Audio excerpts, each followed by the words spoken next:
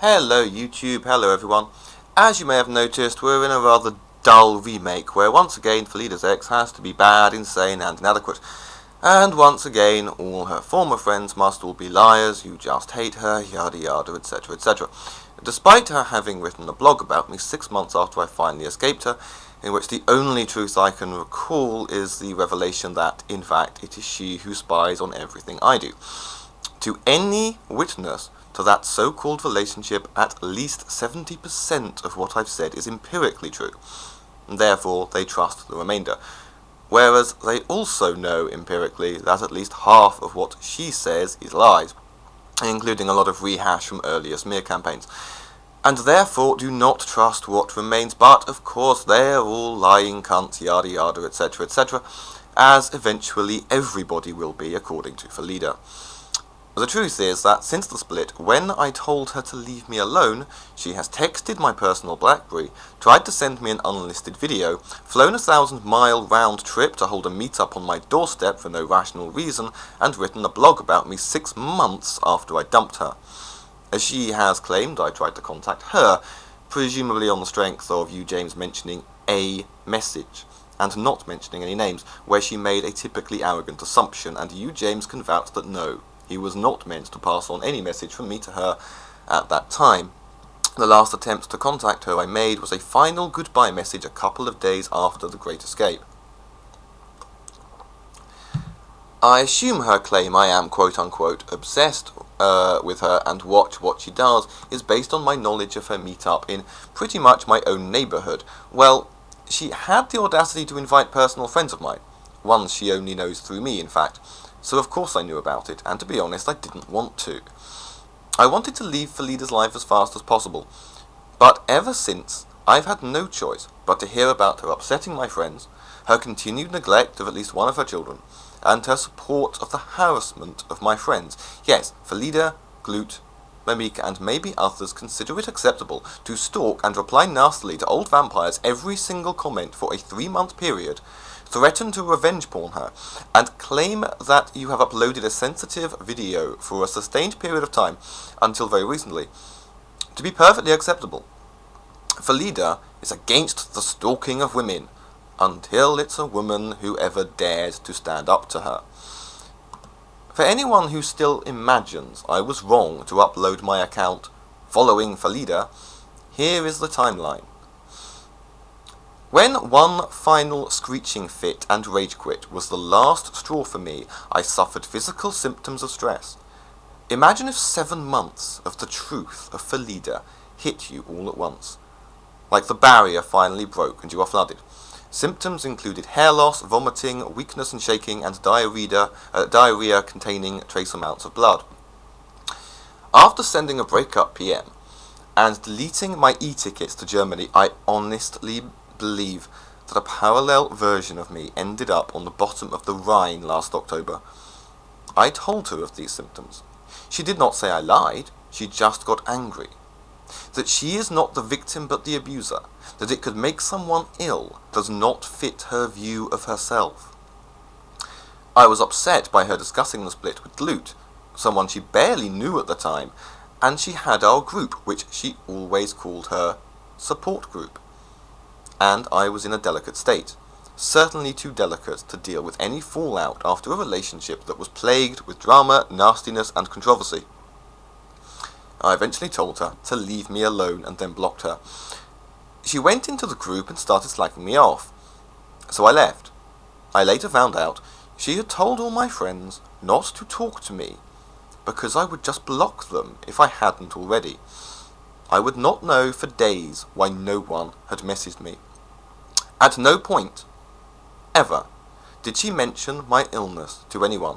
What she did do, however, was to make her dysthymia video, the last time I so much as heard her voice. A video in which she suddenly decided to talk about her mental problems, or apparent ones. There is something seriously wrong with her, but it is not a form of depression, and complained of all her past boyfriends abusing her. This made the breakup public immediately, against my needs, and began the new narrative of Felida as poor, innocent victim, deserving of sympathy, yada yada, etc., etc. She has since claimed she was unaware of my physical symptoms at the time. Hugh James is a witness that she lied outright, as most of what she says about me is verifiably untrue. She went immediately from daring to be angry at me, without justification, considering all she'd caused me through the predation, manipulation, and abuse, to breathing Prince Charming into the new air doll. As a human being, I never was one to her, because none of us are.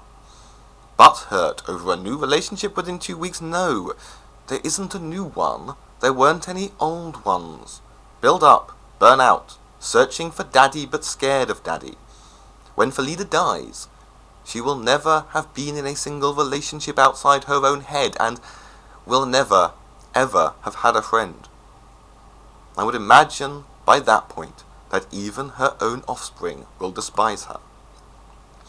Of course, Hugh James being a witness to her lying will mean he is a lying, abusive cunt, yada yada, etc., etc. I had every motherfucking right to upload those videos. There is no question of disagreement. You either understand I had the right, or you fail to understand. Yes, the limerick I wrote about Felida's youngest was wrong, just as my subsequent video, in which I may also have got a couple of details wrong. Let's not forget, though, that she did change her mind as to which family member she was blaming, and that she went into old Skype chats to delete evidence regarding that matter, something the innocent don't do. It was irresponsible. Came from anger. Hence, I removed it. To get some perspective, this child has already been raised in dirt and living vermin, and I don't just mean Felida, not to mention a cloud of marijuana smoke, only to be taken by Child Protective Services, returned after about a year of Felida occasionally tidying between foreign holidays and World of Warcraft sessions, only to be left to be exposed to online sexual predators. To be fair to her, though, she did at least realise that blaming her own mother was wrong and decided to pass the buck to her ex-husband instead, so she's not all bad. Those kids on the street corners everyone complains about are not the way they are because of poetry. If there's anyone better suited to look after a preteen than Felida, I do know of at least one other obese German who is now equally unemployed. Felida needs to try and paint the ex as inferior to her. I sincerely doubt such a thing exists. Felida will discard a friend because she wants them never to talk to someone who holds her in contempt. How is that even physically possible? Several months ago, when I returned to YouTube, Hugh James tipped me off on two things.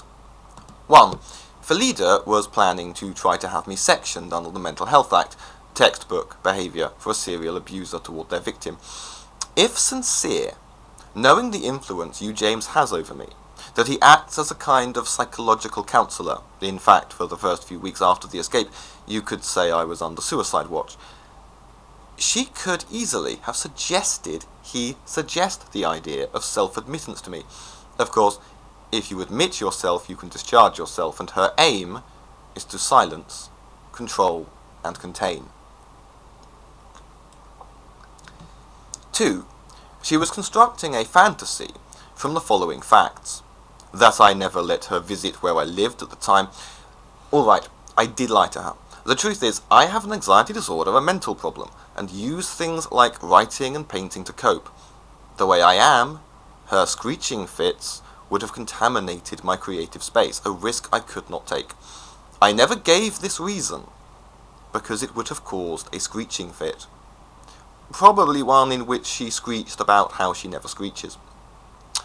That I have admitted mental health problems, and that I had mentioned to Glute that after fleeing back home, having survived her, I was once again within 15 minutes walk of a walk-in centre. I accidentally said mental hospital because it used to be one. The concoction of this quote-unquote deranged psychotic who has already been sectioned, fantasy was something I witnessed unfold. When you, James, gave me all of this news, we were both laughing. In reality, I have been tested for everything under the sun, including any possible cause of delusion, and tested negative. As it happens, I have never been an inpatient in a mental hospital, not that I would be ashamed if I had. Some of my reactions since the escape have made you, James, concerned I now have PTSD, which I will look into. Of course, somebody with OCD who'd been through what I've been through could appear to have PTSD, or OCD and trauma could mask it. I feel it's hard to explain. Neither OCD nor PTSD causes delusions. Interestingly, when discussing all this with you, James, he actually describes the log with Felida as, quote-unquote, deluded ravings. If people want to cite alcohol, well, actually, I was a self-medicator, and now I have less stress in my life and a real relationship with an actual human. Alcohol is simply no longer a problem.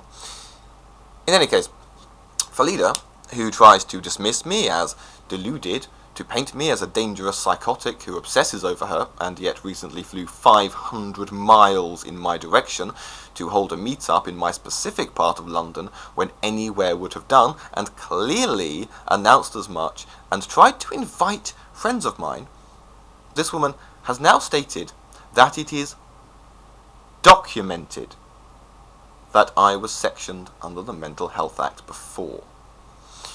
Now, the only way to know that would be if she's seen this documentation, in which case she can produce it.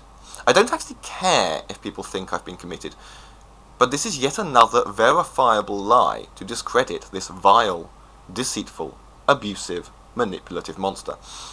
I submit that from now onwards, anything taken on the word of Felida the Geek should be judged according to whether she can produce the evidence she has boasted. I am Alexander Campbell Wiley of London, E17, born on the 29th of January 1981, more details in the description. Nobody can be accused of doc dropping. You have full permission to show any evidence you wish. If it's anything like the evidence I was continually promised against an earlier ex of yours, I shall expect it any century now. Felida, you have 1 week, or you have finally confessed to all of YouTube, should it even still need to be confessed, that you are a liar.